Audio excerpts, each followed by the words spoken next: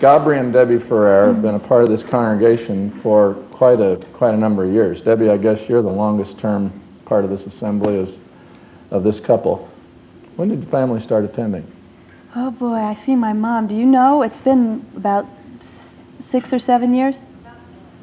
Oh, good. I told you she'd know more than I did. You were a mere child. No wonder you can't remember. That's it. Gabri, when did you begin attending this congregation? About 2.5 years ago. I want to, in introducing Gabri and Debby to any that have not met them, and of course many of you have not, probably, doubtless the majority have not met them personally, but in terms of meeting them, at least you feel a sense of familiarity.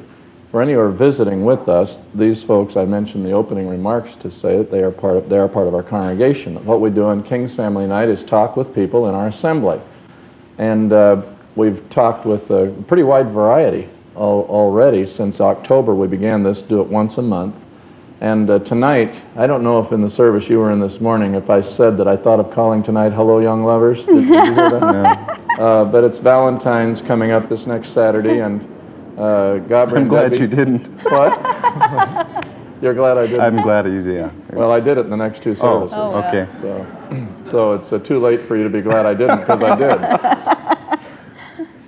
Let's quick get a feel of the background of both of you. Gabri, tell us these things, your family background, when you came to know the Lord, how your life in Jesus got wheels and moving and so forth, because the focus of my talking with this couple tonight is, without embarrassing them or in any way, it's obvious we're not putting them on a pedestal. We've got them about as almost on ground level down here.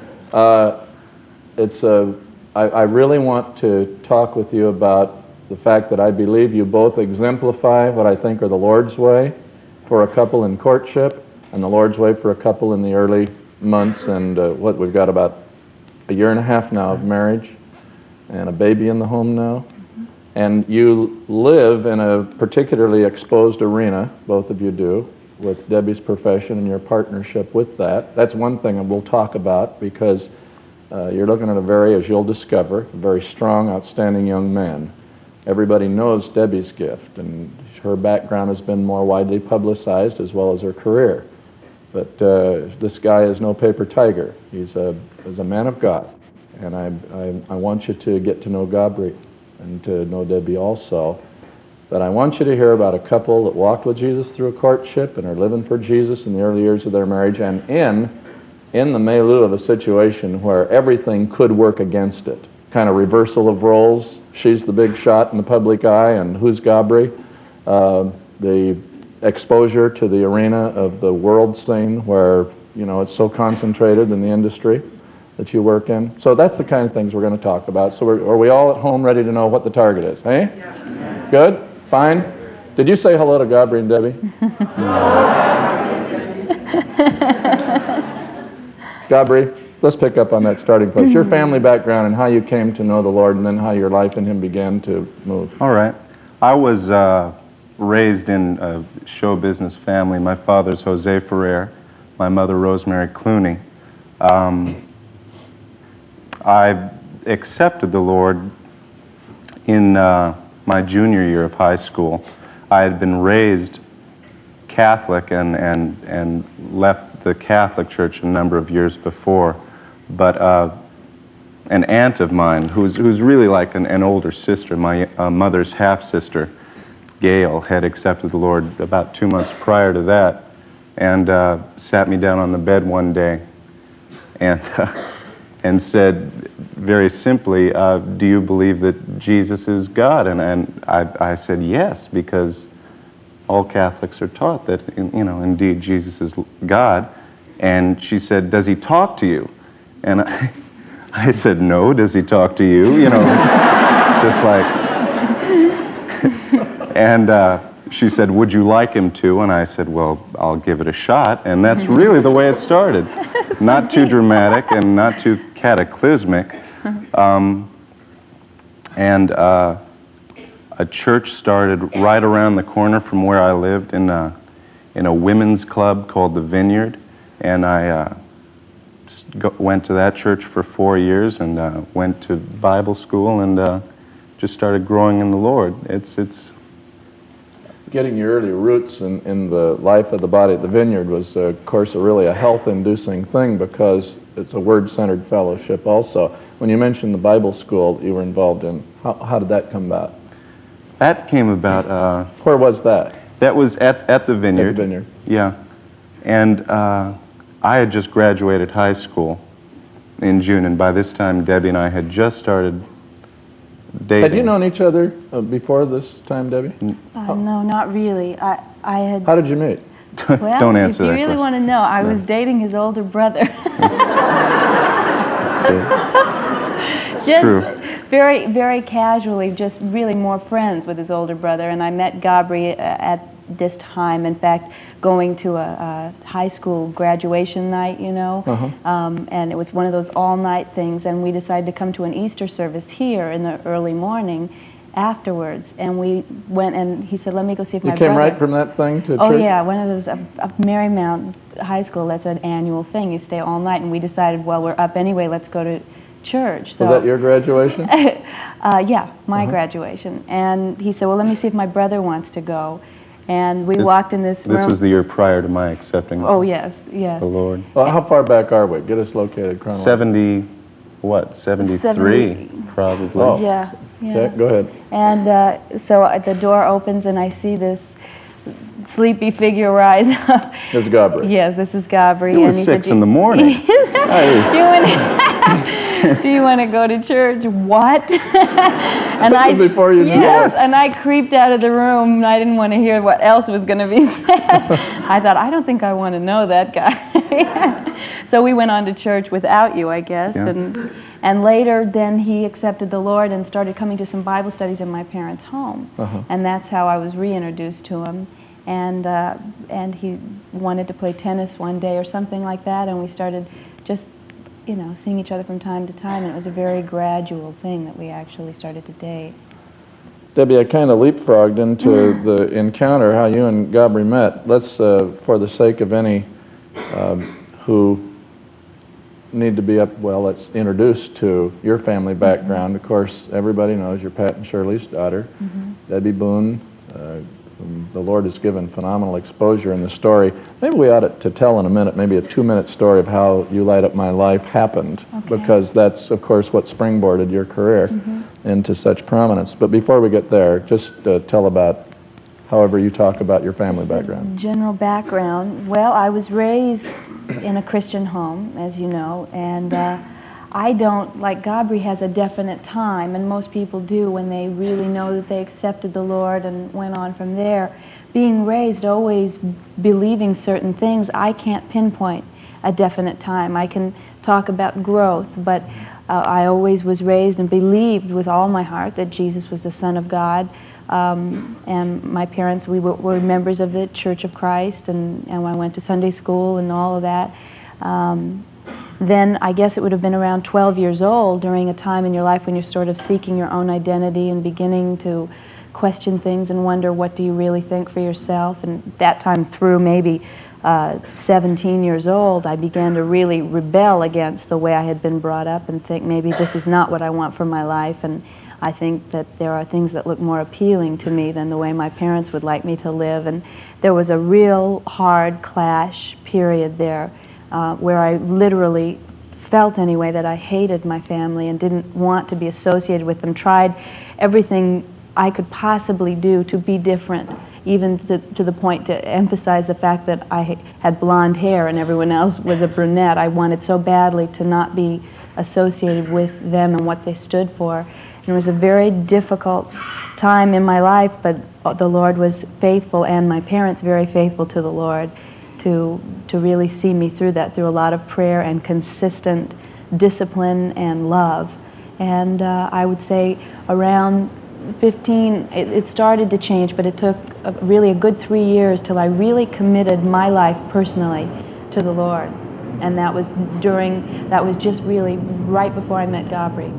So you mark more clearly a time of real commitment in your middle teenage years than a time of where you can pinpoint that you received the Lord. So that would be, you said 15 or 16 years old when that happened? I was 18 when I made that real commitment. When that commitment. Gabri, were you how old when you received the Lord? 17.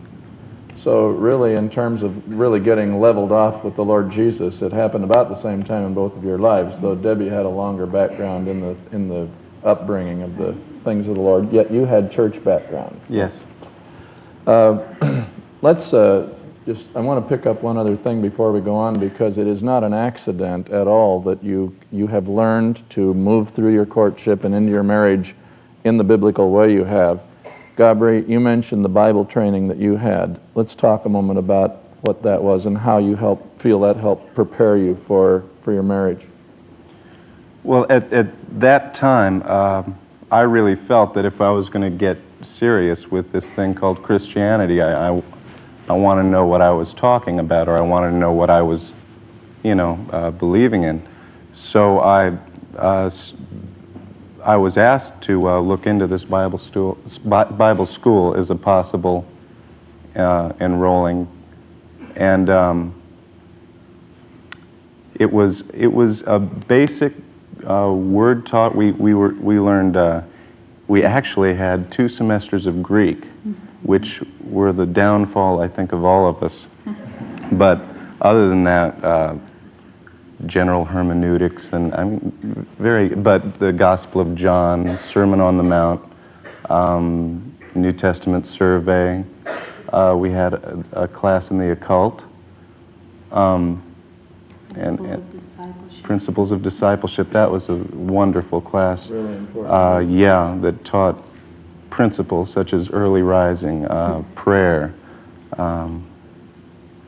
When you were going through this training, of course, I doubt that you had any other goal other than just going through that training, Right. or did you feel the Lord was preparing you for anything in particular? No. At that point in my life, I enjoyed doing a lot of things, but I wasn't ready really to narrow it down yet. I enjoyed doing art a lot. I played piano. I did a number of things. I thought possibly of entering into the ministry as a pastor or a teacher, and but I wasn't ready to make a decision yet. So your training, really, that you were taking was just for foundational stuff Yes, for your life. right. The reason that I wanted to underscore that point and inquire, we've never talked about that before. As a matter of fact, though, I knew what you just told me. I'd completely forgotten it and had not planned to talk about it tonight. But the reason I wanted to make the point and draw it out of you since it came up is that as the president of a Bible college, I am very concerned that some young people think in the terms of the possibility that maybe a couple of years in Bible, when they don't even know what their life target is yet, is probably as solid foundational education as you can be getting anyway. Sure. It's not something that you'll never use later on, Yeah. Well, let's get to talking about the courtship. You met Gabri when he wasn't yet resurrected from the dead, right? It was on an Easter morning.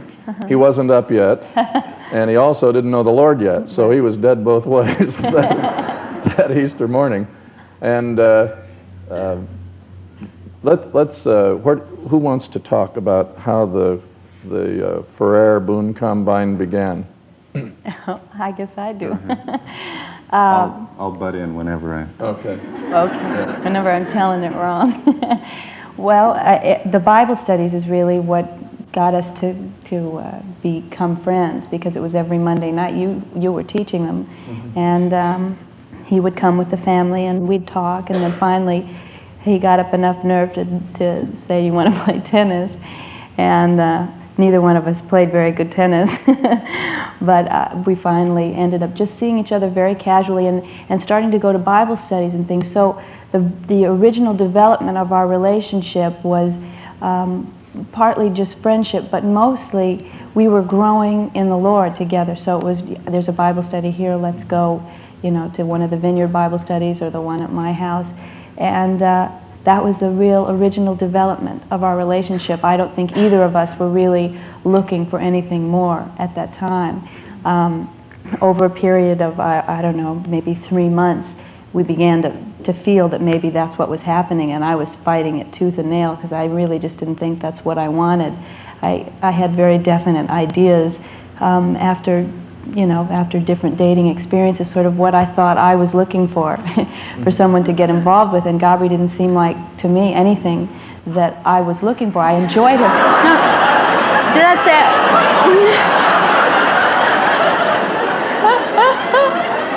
We've been through all this before.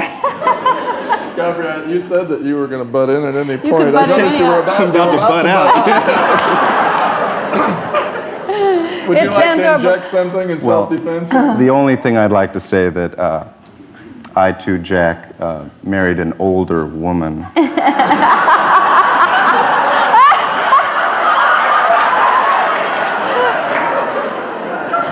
Debbie is about 9 months my senior. Yeah. Oh, the reason he said I too, Jack, is because that's, I think it's general knowledge in our congregation that Anna's a few months older than I am also, which I make a great point out of when she hits her birthday, and there's this full span of this enormous difference between our ages. Go ahead. Okay. By the end You of weren't the story, interested in no one's going to Gabri. like me very much. I was really a jerk, I'll admit it right now, from the beginning to the end.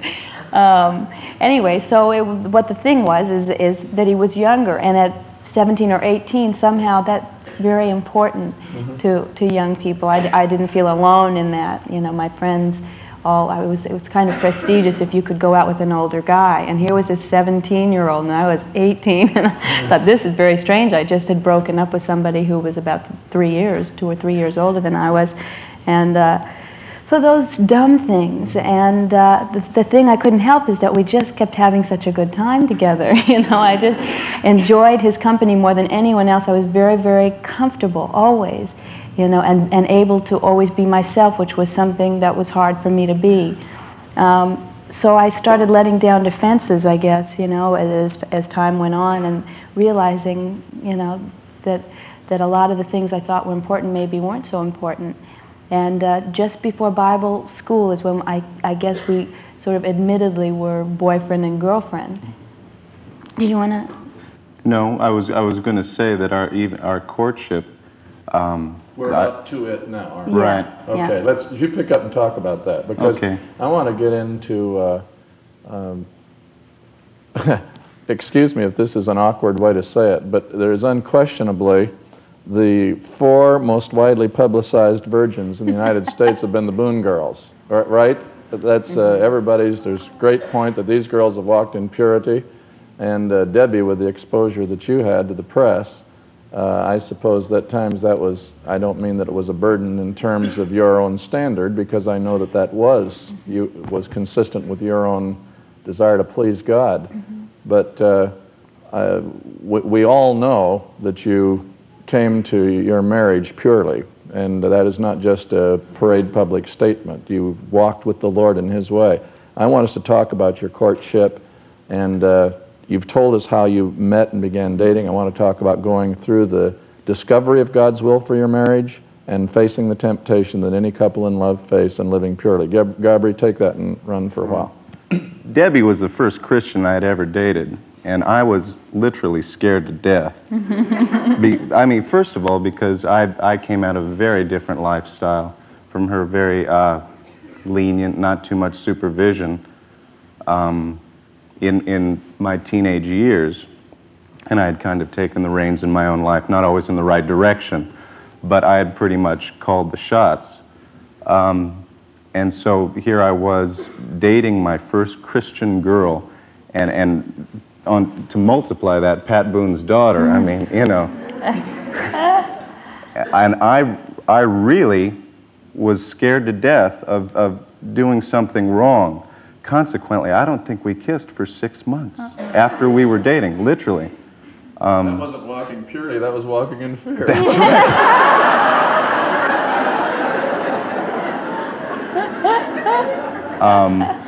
I really wasn't all that sure that if I tried to kiss her something, that she'd slap my face and that would be it.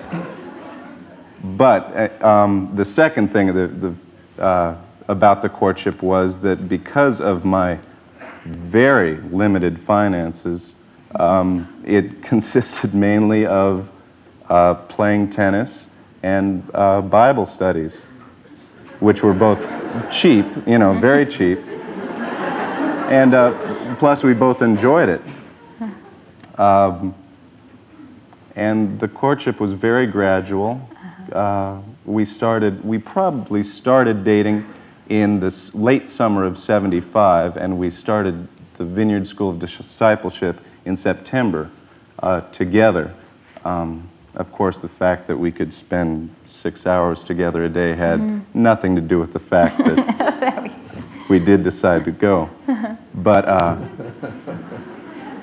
it was 4 days a week, from 8 in the morning till 1 in the afternoon, and we were dating during that period, so there, you know, we'd hold hands during class and all that. And an interesting I was noticing thing. a minute ago that you were having a hard time remembering some of the classes, and I can understand why now. That's right. My goodness. Let's I talk could tell about, you stories. Go ahead. No, I was going to say that it must have been November of that year, so September, October, November. The third month in that year, the Lord started beginning to deal with Debby. She would, maybe you could tell this part. Well, I just started feeling an uneasiness in my spirit that I was familiar with over, even when I wasn't really particularly committed to the Lord. The Lord really was always, my communication lines were always open, and I knew when I was doing something that I shouldn't be doing. And in my prayer times at this Bible school, I began a new discipline for me, which was the early rising and spending quiet time with the Lord before I'd go to school. And during this time, I felt like there was something coming between me and the Lord, that I was doing something that was not right. And over the week, I kept knowing that He was somewhere in my back of my mind. I knew it was that I was supposed to cut things off with Gabri, at least on a romantic level, but I couldn't believe it because it seemed like something God would be so pleased with. Two people who loved the Lord and were walking, you know, faithfully and you know, living by His principles, and I thought, no, that couldn't be right. It's got to be something else. And I fought it for a week until finally, when I gave in and I said, Lord, if it's Gabri you want me to give up, then I will do that. And then that freedom that you feel when you know, relinquish whatever it is you're trying to hold back. And I cried and cried, and I brought it before Gabri, and he didn't have the same feeling. The Lord had not said anything to him about it, but at the same time He said, if you feel that in your spirit, you have to go with that. You know, whether I feel it or not, you have to be obedient to the things that you're feeling. Now you were pretty serious. Yeah, going we out. were. Yeah. We How were. long have you been going together? A year, like, or? No, not No, about 5 months. 5 or 6 5 or months. 6 months. 6 Gabri, months. when Debby said the Lord's dealing with her about your breaking up, right? Is that the terminology, Yeah. like you were Yeah. talking? And I really think it's pretty admirable, your response. You didn't attempt to dissuade her, apparently. Well, I figured it's kind of like, you know, the disciples when Peter said, well, to who else can we go? You know, only you have the words of eternal life. It was like, well, you know, what are you going to do? If God says break it off, are you going to disobey God and try to continue a relationship that He isn't blessing? You know, it wasn't logical to me to continue on a relationship that He wasn't pleased with, because I knew the end could only be more harmful to us, and harmful to possibly those around us. I didn't know. I didn't know the reasons He had said to do it, and I didn't know the implications. I know now. But Apparently neither of you knew the reason. No. You just knew the Lord was saying, break it off now. Yeah. Yeah. And you were crying about it, Oh yeah. right? Yeah. I And think we both were. it was Yeah. difficult, but you split up. How long, Gabri? 2 years?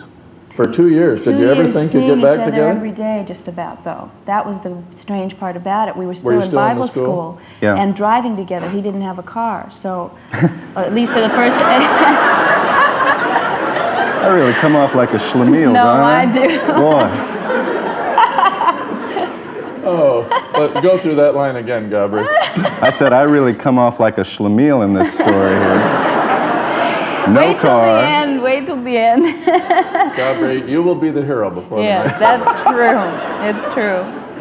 And he did get a car by sometime in the middle of that, but we were carpooling and together, but we'd try and sit on separate sides of the room and...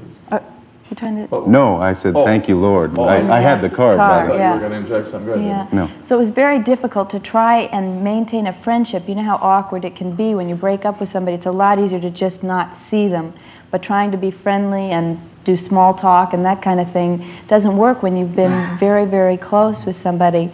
And we constantly found ourselves in conflict. Now this went on for a period of 2 years where we never also felt right about cutting it off completely. When we'd say, let's just not see each other. It's not working. It's too hard. Goodbye. See you. Have a nice life, you know? And it wouldn't work. So you really, in that 2 years though, you really did not relate at a boyfriend-girlfriend level? No, the romantic level was gone. That was out.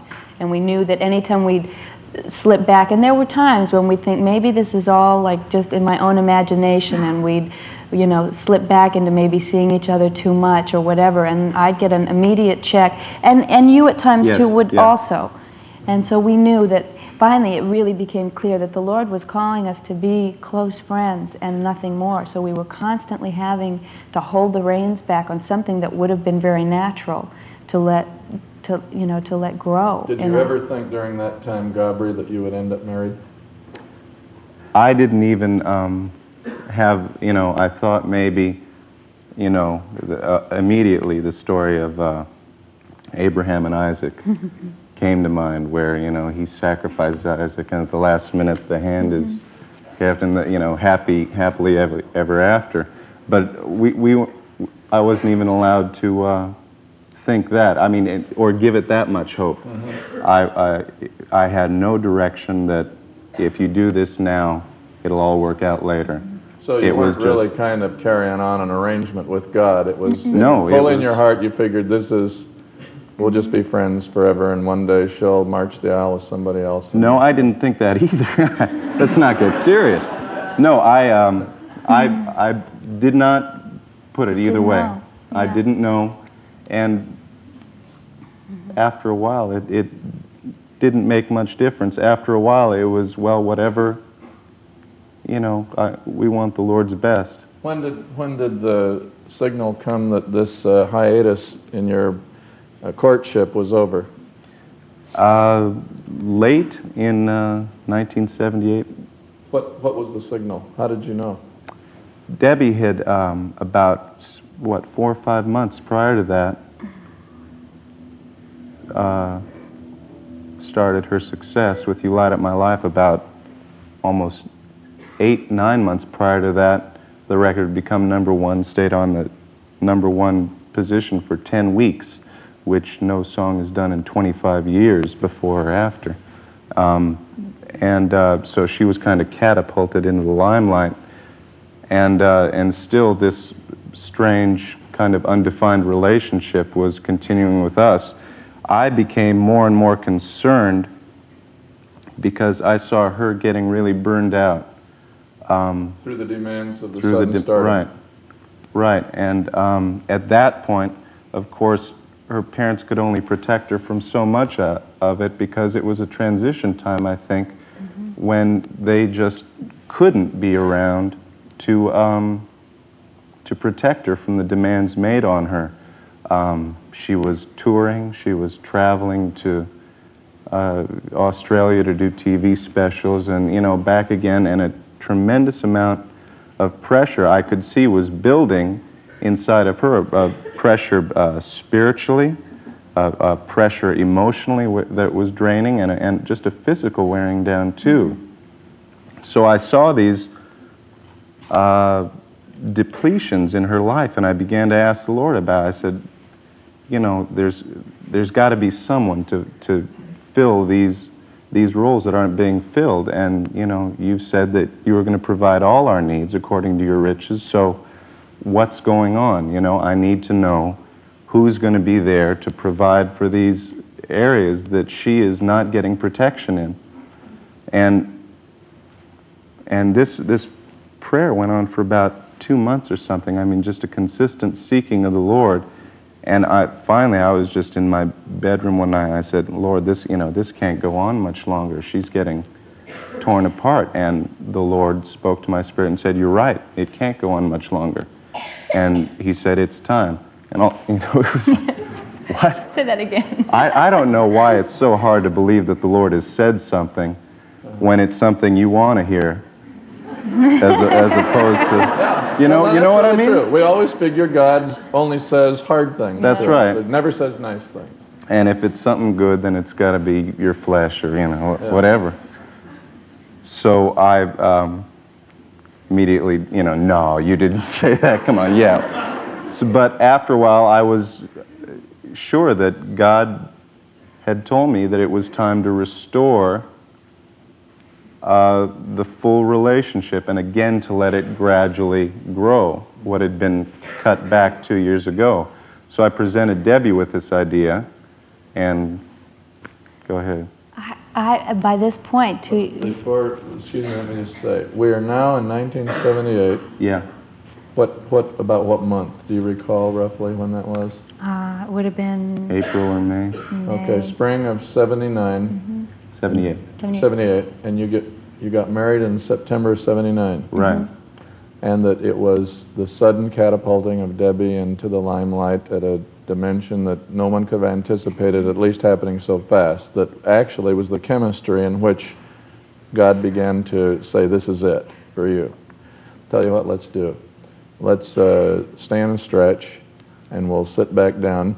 And then I'd like for you to tell the story of how that happened, because that's a miracle of its own kind, that you let up my life. Then we'll resume, and we'll talk about the move toward marriage, and then the first 18 months of your marriage together. Okay? Let's stand and stretch. I will sing unto the Lord a brand new song. I will lift up my eyes where my help comes from. For the Lord is so good and greatly to be praised. Let us lay down our sorrows and our hearts to heaven raise. Well, let's sit down and sing that again, and while we're doing, the brothers come, let's receive the tithes and offerings now. Shall we? Will you give with worship and rejoicing as we sing, I will sing unto the Lord a brand new song. I will lift up my eyes where my strength comes from. For the Lord is so good, greatly to be praised. Let us lay down our sorrows and our hearts to heaven raise. What does the next part go? Hosanna, Hosanna. What? Okay, let's go back and do that. Lift your voices up, let praises ring, okay? Hosanna, Hosanna. Lift your voices up, let praises ring. Hosanna, Hosanna. Sing, O earth, unto the King of Kings. Let's sing that part again. Here we go. Hosanna, Hosanna. Lift your voices up, let praises ring. Hosanna, Hosanna. Sing, O earth, unto the King of Kings. I will sing unto the Lord a brand new song. I will lift up my eyes where my strength comes from. For the Lord is so good and greatly to be praised.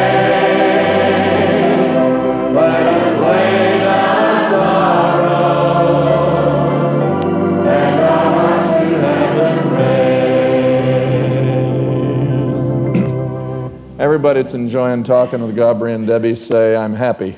I'm happy. Everybody that's not, be quiet, please, for a little while. We'll be done soon. 1978 or 77 was it when you late part of the year? September. Scoot back here so I'm not blocking people. Some of us have heard the story, and it seems to me it's been written up or maybe told in talk shows or whatever, but it's worth the review. No dream in the world that this song would do what it did.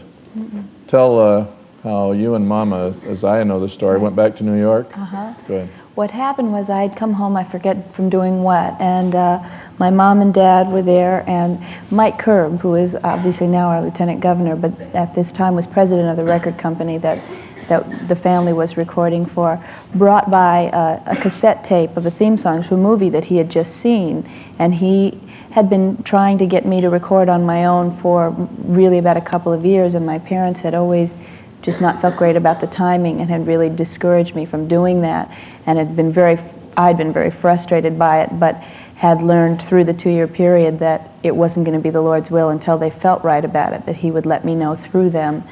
Debbie, I've got to underline 2 great principles you just moved right through. Okay. Well, you're living out great principles that make life work, and that's the reason for the conversation. Did you hear her say that until my parents felt it was right, I knew that it wouldn't be right in the Lord's mind? Did you also hear that in spite of the fact that you're in a show family, the family is not antsy to get the show going? In other words, you're not dealing with a stage mother, right, or daddy, that's saying, let's get our kids platformed and become top bananas. And a lot of the harvest that's being reaped in the health of both of your lives is because of this kind of attitude. Go ahead. I believe that. Anyway, so I was very shocked when I walked in the door, and my mother said, Mike brought by this song today that's so incredible, you have to record it. And I almost blew out the back door because I'd been begging practically for 2 years, and then just sort of resigned myself, maybe it never would happen, but it certainly should never happen until I got a real go-ahead from my parents. So I thought, what is this? Well, she said, your dad's in there, go in and hear the song. And I heard it, and I liked it. But I didn't think it was anything spectacular. I just thought it's nice, and if you say I can go record it, I'm going, you know. It could have been Happy Birthday. Really, I would have done it. So I recorded a demo version because it was going to be subject to the approval of the guy who wrote the song, Joe Brooks, and I did this demo. They sent it off to New York, and the guy liked my voice and liked what I'd done with the song. He was having problems contractually with the girl who'd done it in the movie, so that's why they needed someone else to record the song for record purposes. And so I flew back to New York with my mother to do the song. I didn't know. I just thought, what a great opportunity, you know. And it was through a hard afternoon with a guy that was very definite about what he wanted done, and he was not allowing me really to do much of the things I had come prepared to do. And we locked horns, and I left the room and went to the bathroom to go cry. My mother came in and prayed with me in the bathroom in the middle of trying to record this song for the Lord to just, you know, take over. By the way, when I heard the song, the 3 of us agreed that lyrically the song was a very expressive song about feelings towards the Lord, and that's all I could hear when I heard it. I didn't hear love song between 2 people. All I could really feel when I heard the lyrics and music to this song was I how I was know you feeling. and believe that, but what do you say, or does anybody ever say, oh, come on? You know, the guy who wrote the song said that, and not very nice. Those not that nice of words too. But but that's really what I really heard it that way, and I thought, what an interesting thing that the first song I could record would be something I could really sing from my heart to the Lord. So my mother reminded me in the bathroom that that's what I was doing, and to not really pay attention to the conflicts going on in the studio, but just open my mouth and sing to the Lord like I do in my quiet times, you know, in the early morning. When I came back with that attitude, things just smoothed out. He allowed me to sing it the way I really felt motivated to sing it, only he didn't really see that it was my idea particularly. I really felt it was the Lord's inspiration anyway. So I walked out thinking, well, I recorded my first song, and this is the beginning of... What time of the year was that? That was April, the end of April. And we were flying on a little trip. My mother and I were going to detour before we went home and visit some friends of hers in Cleveland. And on the plane, my mother was so excited. She just felt that there was something exciting getting ready to happen with this song, and I just thought, Mom, don't get carried away. But I was happy for her enthusiasm, finally. But she was so excited. She was telling everybody, even to the point where I'd get embarrassed, And she was convinced. She never let down. She knew it was going to be a hit, and nobody could tell her any different. And I had heard songs were going to be a hit all my life that weren't, and I just never got my hopes up about it. Until in the end of August, the family was performing in Pittsburgh, and a disc jockey came in and said, at one of our shows, between shows, he came backstage and said, "Did you know that Debbie's song was on the Gavin sheet," which is a record business sheet that picks songs that look promising for that particular month or week. And so I thought, well, it's making a little, headway anyway. I still never thought anything until it became #1. That was in September. It became #1, and the family was working at Magic Mountain, and I was beginning to perform it in the show and get tremendous response, and I didn't know what was happening. It was like a whirlwind to me, because from that point on, then things just took off to a point where I really didn't accept it till a year later. I realized what had happened to me, because I was moving too fast to ever sit down and take it all in.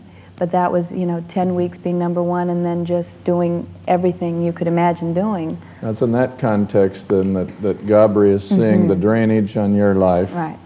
And strictly at a personal concern. Gabri really didn't fall in love with or marry a star in his mind. He married a girl that he became friends with. They grew. I didn't take time to pick up principles along in your courtship. There's been some beautiful things you've underscored. Your surrender to the will of God, that the best, longest term relationship in terms of durability will be built on friendship developing first over a period of time in a spiritual atmosphere, and commitment to the Lord to the point of breakup if Jesus says, And so those were the things that laid the foundation. Now God says, right, Gabri? Yeah. And that's where we are. What happened then? Debbie said, She said no. Yeah. The Lord said okay, and Debbie said no. Yeah. Perfect timing. I've always had it.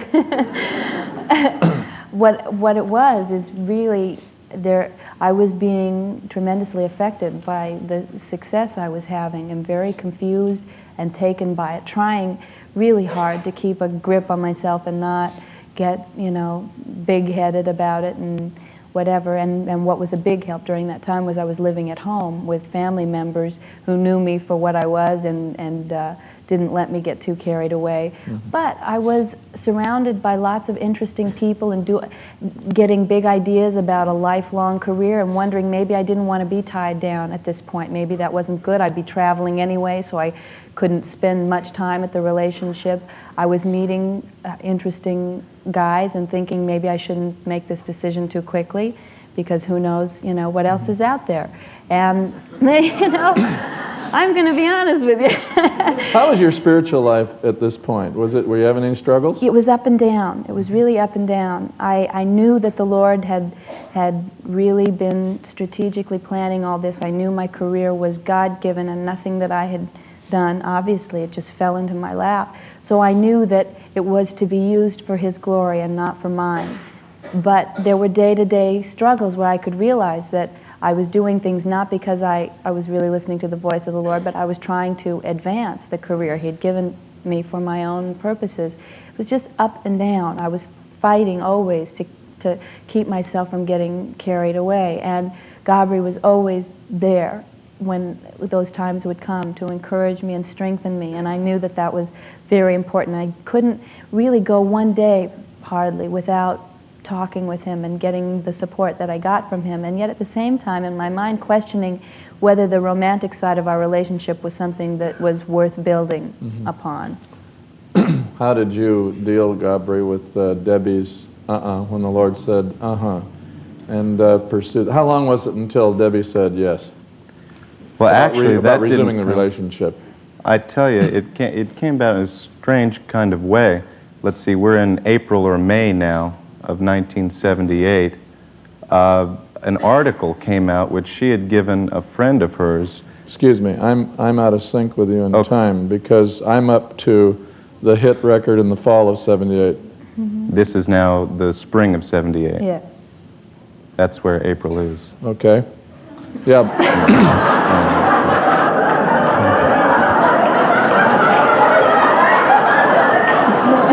Well, the reason for my question, I've heard a voice from heaven.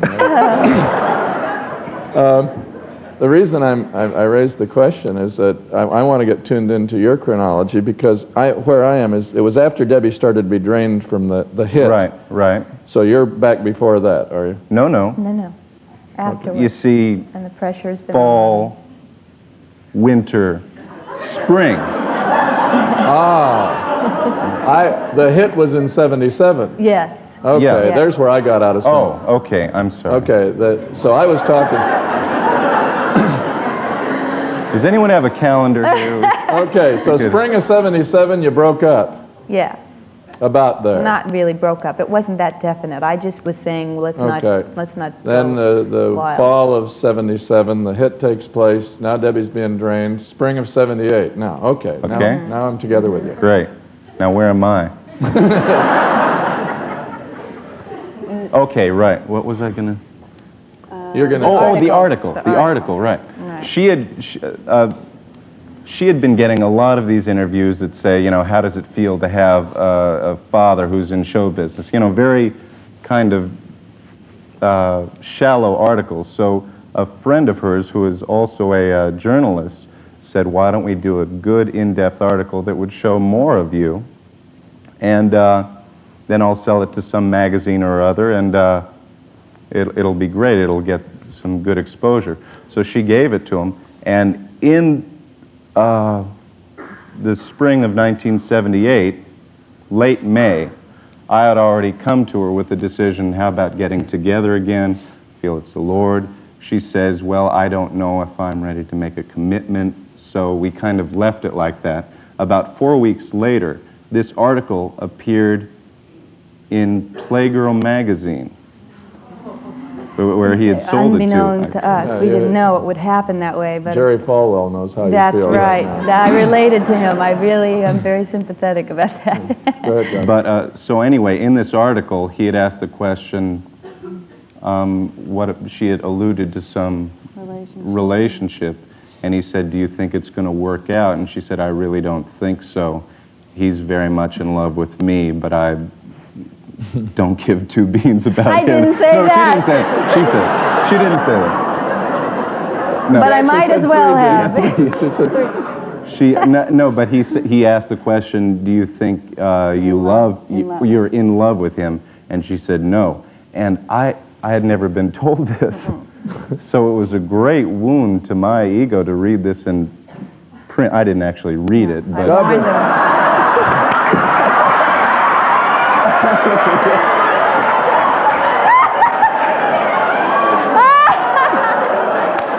is it too late to be baptized again?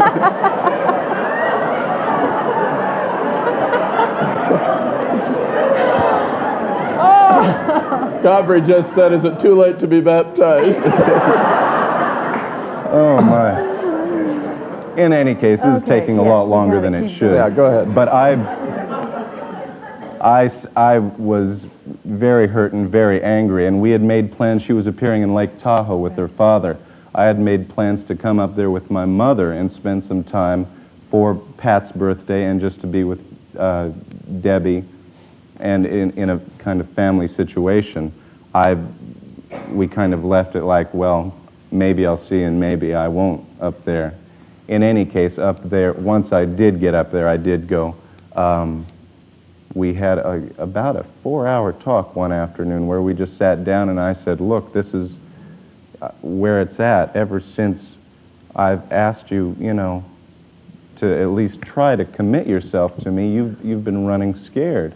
And I said, I need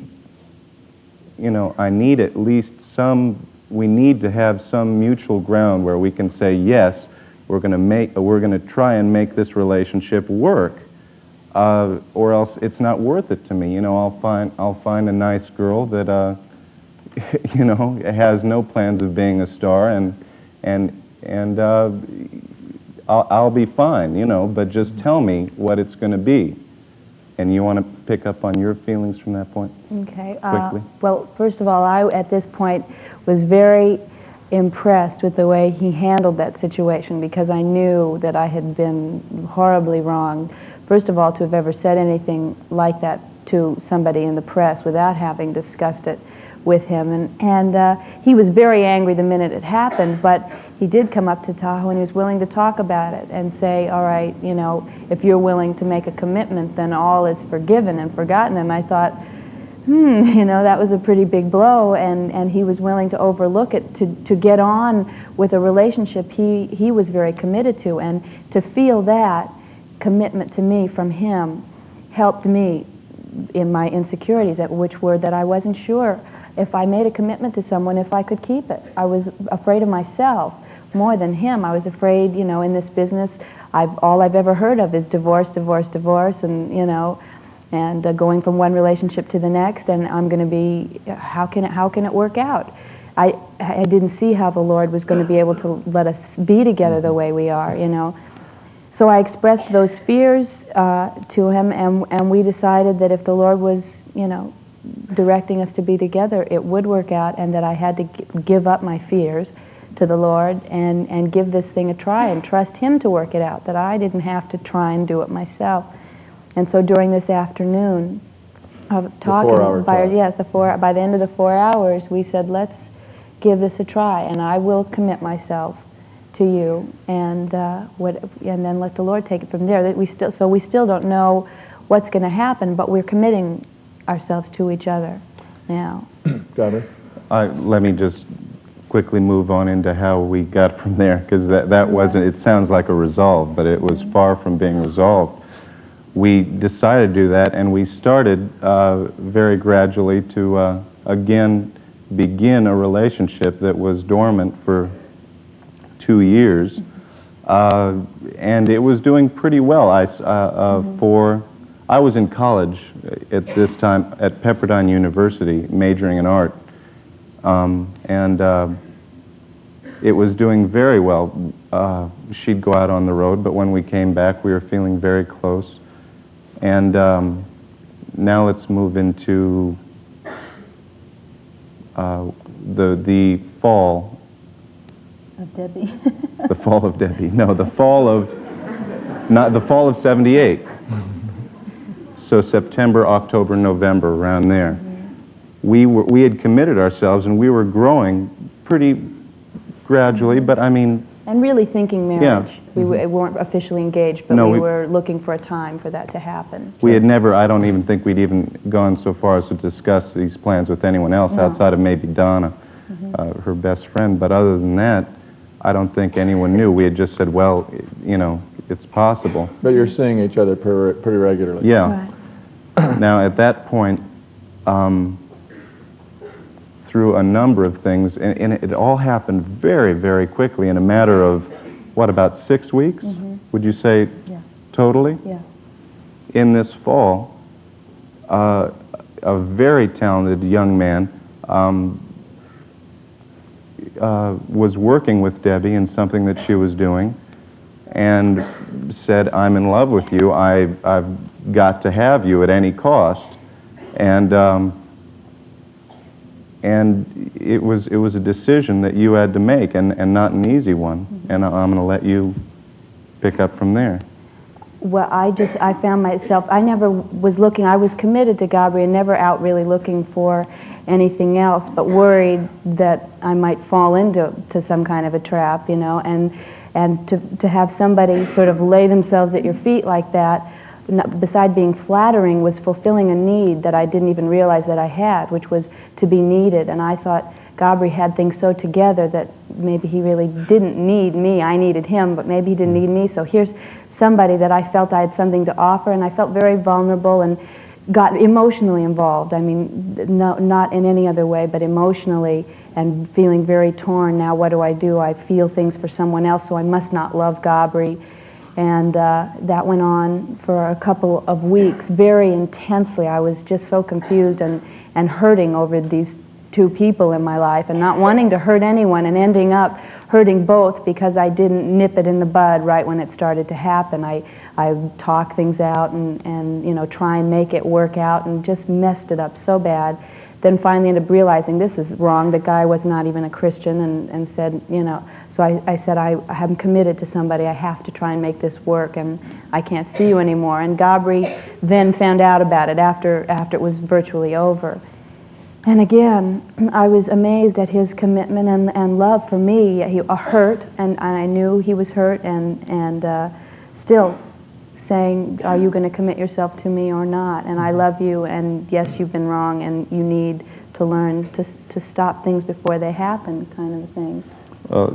Before she paints too an ideal picture, I discovered also through this a number of things that I wasn't fulfilling in her, even to the way that I appeared. You know, I was a college student driving out every day to Malibu, and although it wasn't important to me, especially as an art major, to dress right and you know, working in clay or oils or whatever, and shaving does not happen to be one of my favorite things in the world to do. But often I just looked like a real slob, and hard to believe, isn't it, folks?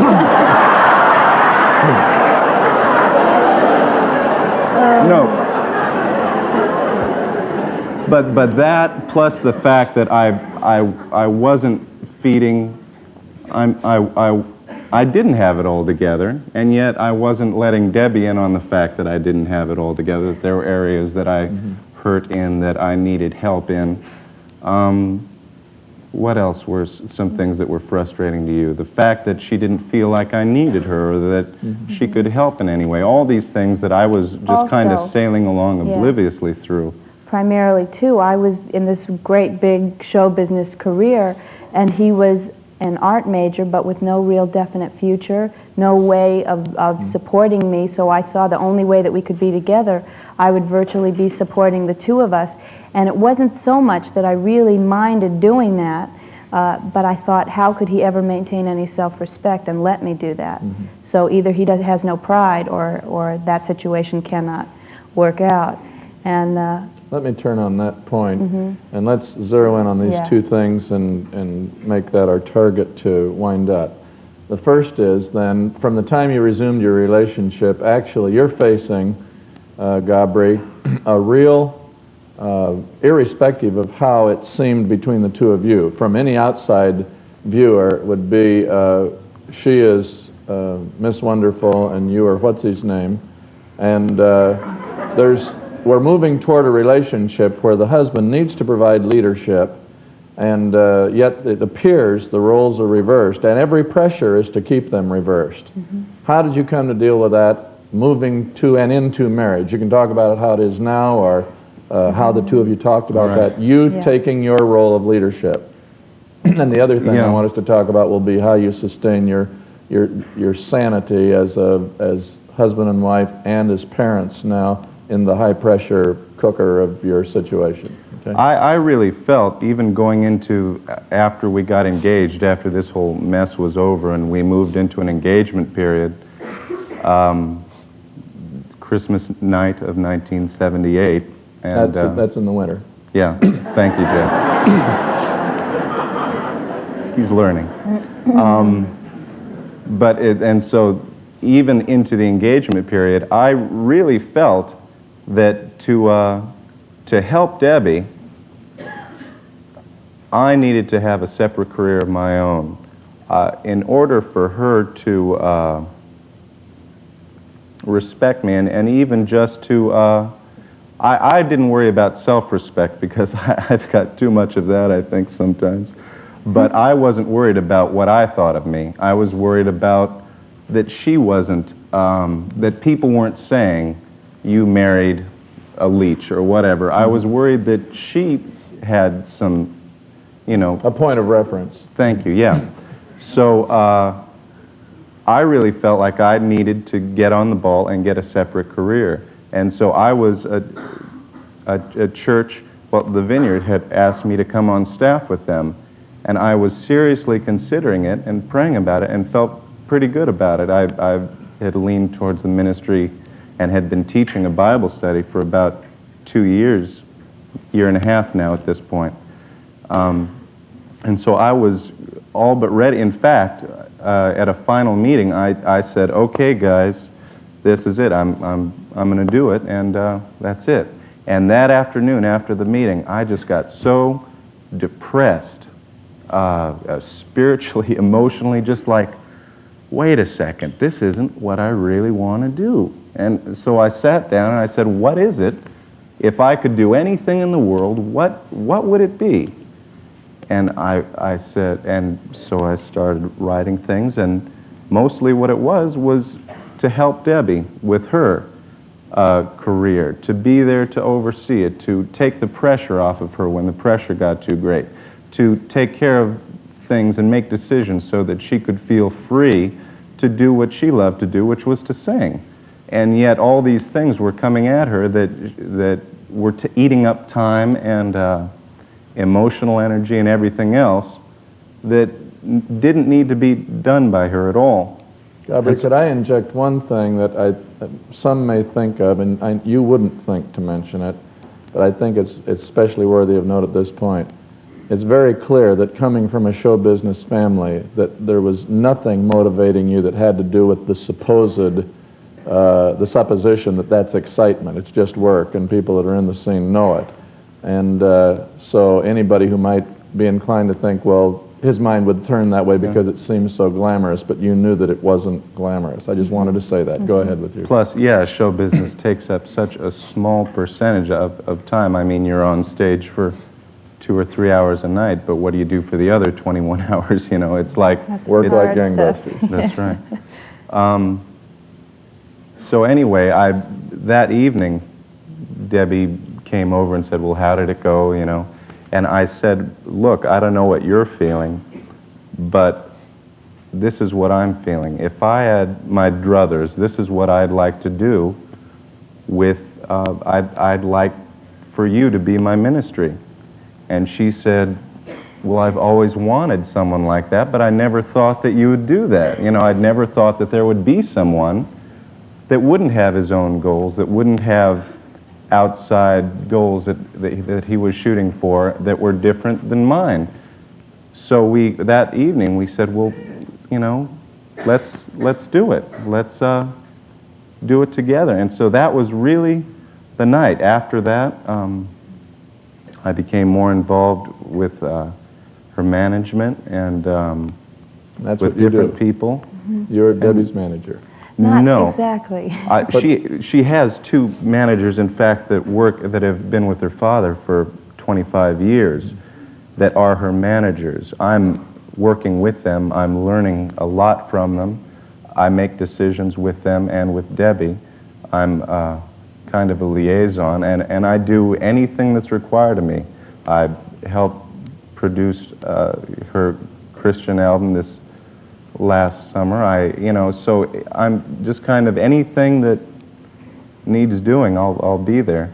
Gabri, the thing that's impressed me, and while you're learning to carry on this demanding kind of arrangement, things impressed me, especially in private conversations that we've had from time to time, is your absolute stability spiritually and the fact that your identity is so well established and unthreatened by the nature of the work you do and the woman to whom you're married.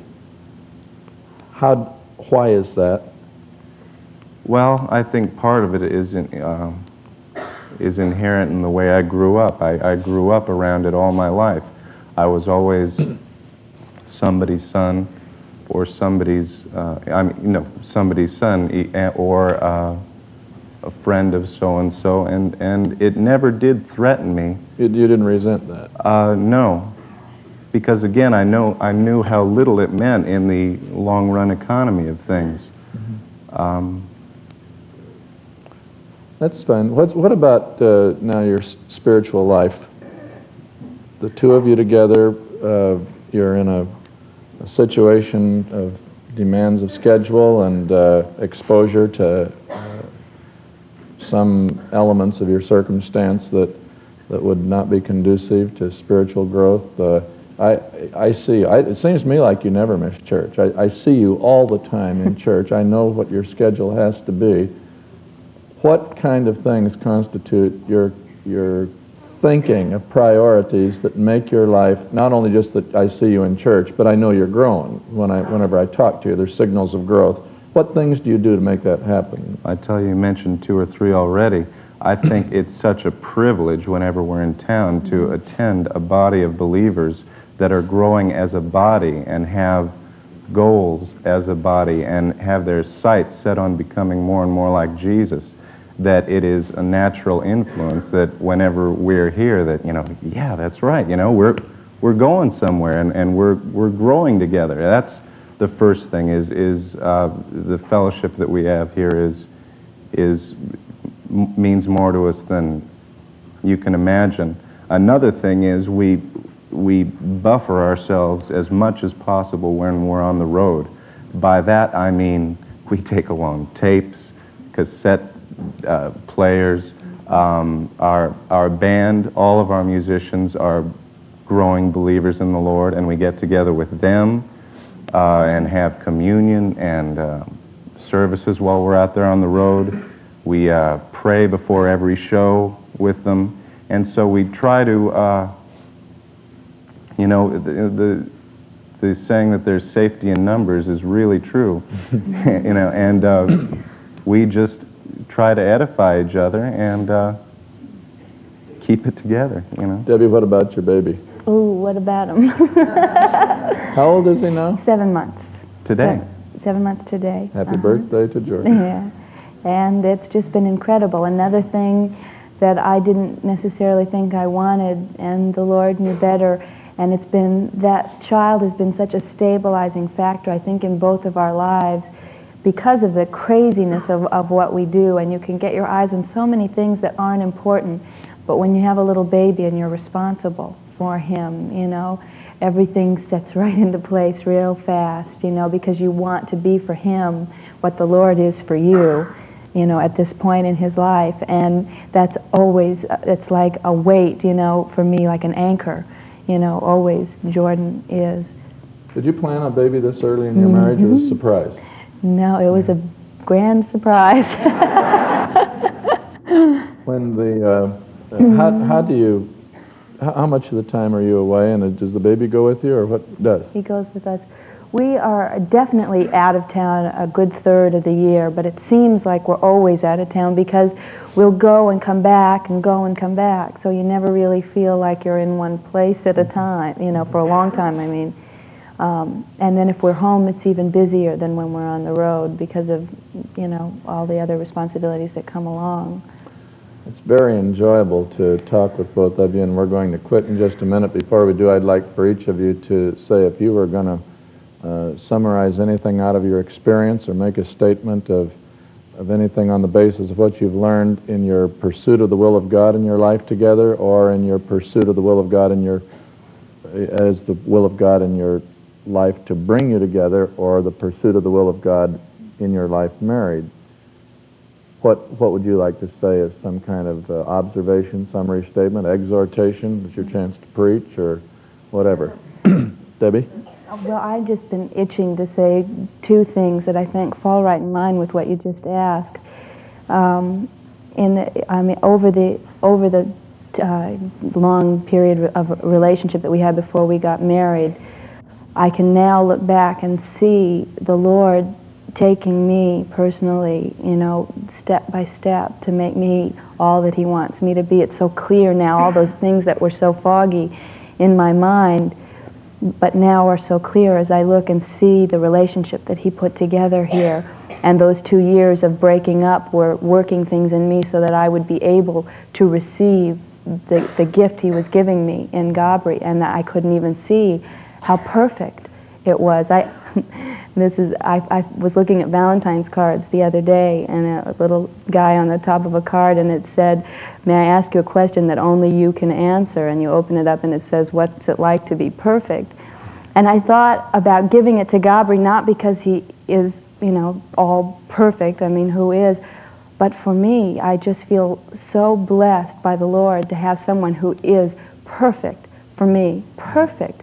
And I just want to tell all of you, you can sort of get a picture of what the relationship is like now, but to have a guy that would go through the things that he went through with me, and first have his eyes on the Lord, and then after that be so committed to me that it really didn't matter what I did. It didn't matter what I did or what I was like. He loved me so much, and that gave me a perfect picture of the Lord. I'd never really known the Lord like that. I'd known it in my head, but not my heart. And then when I experienced what I've experienced with Gabri now, I just want to tell you one last thing to prove what that's like. Another Easter, I guess Easters were kind of significant in our relationship. Gabri and I were in Santa Barbara speaking.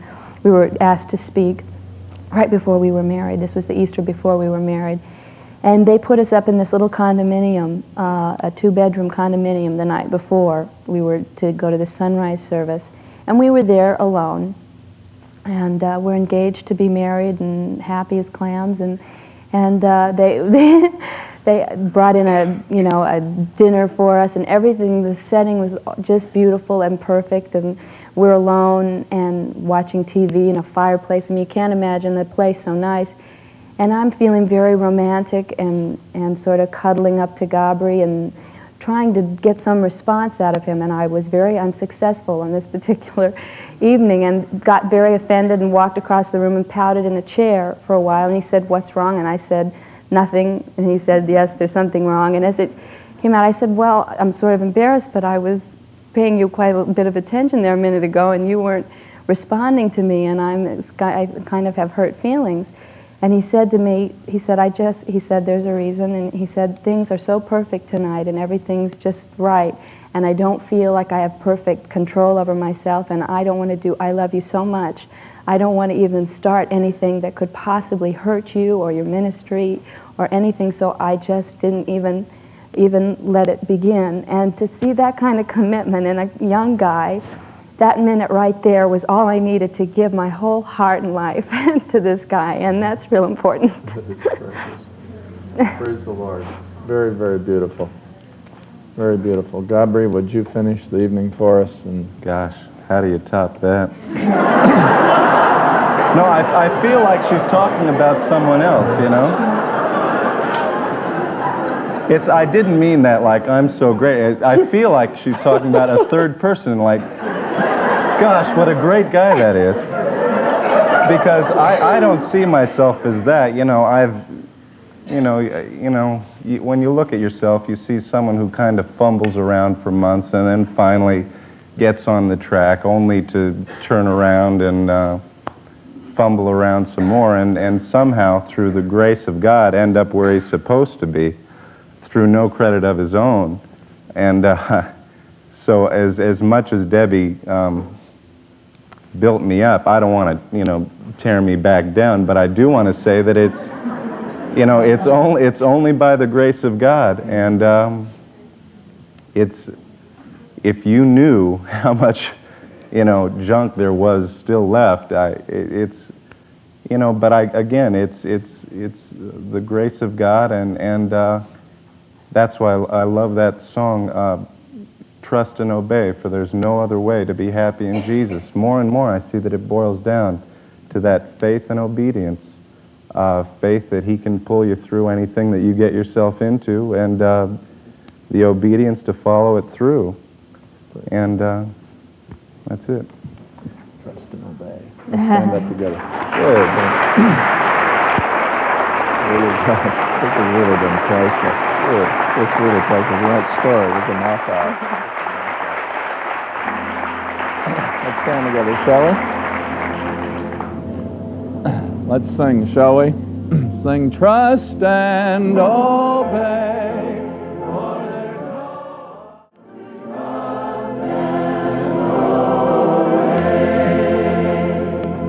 Heavenly Heavenly Father, we want to thank you tonight for the fellowship that is in your family, the fellowship we have with one another in Jesus Christ. We thank you for Gabri and Debby. Church, extend your hand toward them right now, will you? We pray that continually you bless and keep them, and as you have raised them up as symbols of your grace, of your life, of your power in a generation in which there are very few stars that shine in Jesus' name, the bright and morning star. We thank you for the unique blend of personalities that in your will and timing you have brought together to make this single unit, this personality called Gabri, Debby, Ferrer. We thank you for the miracle of this union. We pray you abound life through them in all that they do. And then, Lord, as we receive the input of your life being incarnate from day to day through the imperfections of their learning your way in them, as we see them as a lesson, we would learn those lessons, Lord.